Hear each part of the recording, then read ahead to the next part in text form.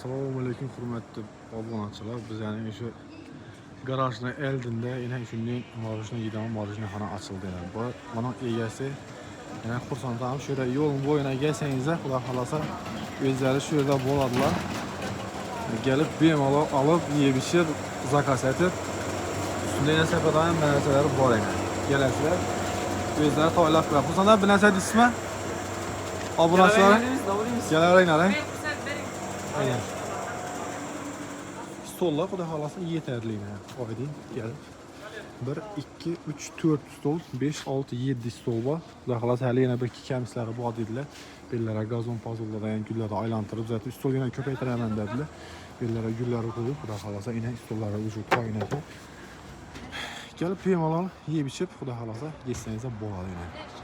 Hali yana dekoratsiyaviy vajlar qo'shaman dedilar.